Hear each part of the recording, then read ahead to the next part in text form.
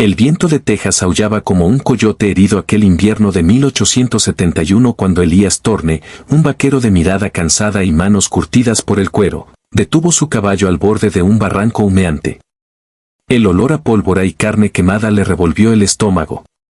Abajo, los restos de un campamento apache decapitado por una patrulla de renegados blancos todavía escupían brasas. Entre los cuerpos, un movimiento casi imperceptible captó su ojo. No eran guerreros, eran dos pequeñas, apenas unas niñas de 6 y 7 años, escondidas bajo el cadáver de un caballo, cubiertas de sangre que no era suya. Elías, un hombre que prefería el silencio de las llanuras a la charla de las cantinas, no lo pensó. Bajó, las envolvió en su manta de lana y las subió a su montura. Sabía que llevarlas al pueblo más cercano era entregarlas a la servidumbre o algo peor, así que cruzó la frontera hacia el sur, internándose en las áridas tierras de Sonora, México, donde las entregó a una misión católica bajo una promesa de anonimato y protección. Olviden el humo, le susurró en un español rudimentario antes de partir, vivan para que la sangre no se pierda. Las dejó con un collar de turquesas que era lo único valioso que poseía y desapareció en el horizonte, convencido de que aquel acto de misericordia era el único peso ligero en su balanza de pecados. 15 años pasaron como un incendio lento. Elías envejeció, su espalda se encorvó y su rancho en las afueras de un pueblo fronterizo se convirtió en un refugio de soledad y polvo. La frontera se había vuelto un lugar más salvaje, donde la ley se escribía con plomo y se borraba con sangre. Una noche de luna roja, mientras el viejo vaquero limpiaba su Winchester junto a la chimenea, el crujido de una bota sobre la madera del porche lo puso en alerta. No hubo gritos, ni disparos, solo un silencio pesado que olía a salvia y a peligro antiguo. La puerta se abrió lentamente y dos figuras esbeltas, envueltas en zarapes oscuros, entraron en la habitación. Sus rostros estaban parcialmente ocultos por sombras, pero sus ojos brillaban con una intensidad que Elías reconoció de inmediato, era la mirada de las presas que se han convertido en cazadoras. Las niñas que salvó ya no existían. En su lugar estaban dos mujeres de una belleza feroz, con cicatrices finas en los pómulos y el porte de quienes han cabalgado 1000 leguas bajo el sol inclemente. Una de ellas, la más alta, sacó de entre sus ropas el collar de turquesas y lo dejó caer sobre la mesa de madera. El tintineo del mineral contra el roble sonó como una sentencia. Elías sintió un frío que no venía del invierno. Esperaba agradecimiento, quizás una lágrima de nostalgia, pero lo que vio en sus ojos fue una determinación gélida que le heló la sangre. Habían regresado desde lo profundo de México, pero no para darle las gracias por su vida, sino para cobrar una deuda que Elías ni siquiera sabía que debía.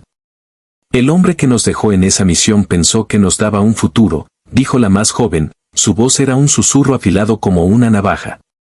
Pero nos entregó a un infierno de rezos y látigos donde intentaron arrancarnos el alma apache a golpes.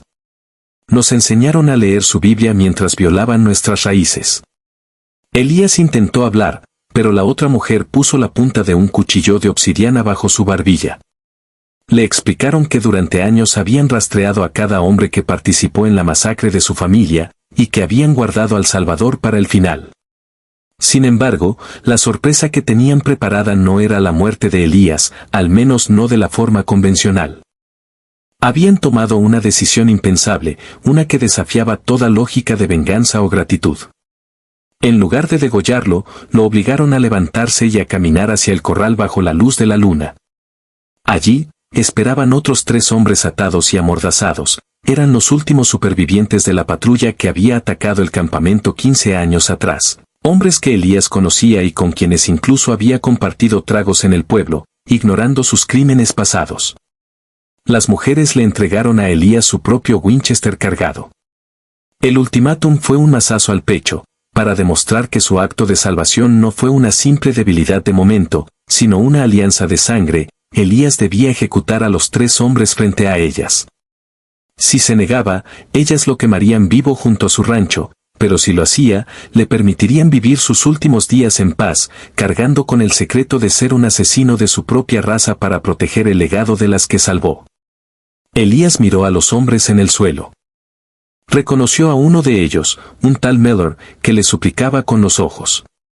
El vaquero sintió el peso de los años y de la moralidad retorcida de la frontera. Las mujeres apache no querían su muerte, querían su condenación. Querían que él mismo terminara el trabajo que la justicia divina había olvidado. Con las manos temblorosas pero el pulso firme de quien ya no tiene nada que perder, Elías levantó el rifle. El primer disparo rompió el silencio del desierto, seguido por el segundo y el tercero.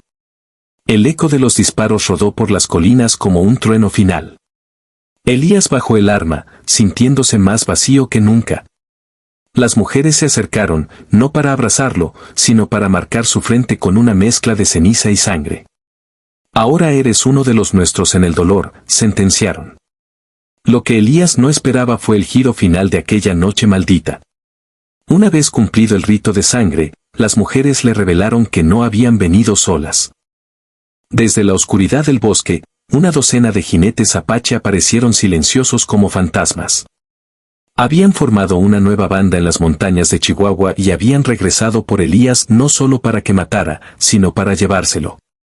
La decisión impensable no era solo la ejecución, sino que habían decidido que el viejo vaquero pasaría el resto de sus días viviendo entre ellos, no como un prisionero, sino como un recordatorio viviente de que incluso en la oscuridad más profunda, una chispa puede crear un incendio.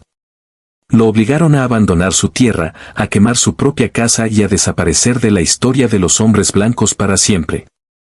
Mientras el rancho ardía detrás de ellos, iluminando el cielo de Texas con un naranja infernal, Elías Torne cabalgaba entre las dos mujeres hacia el sur.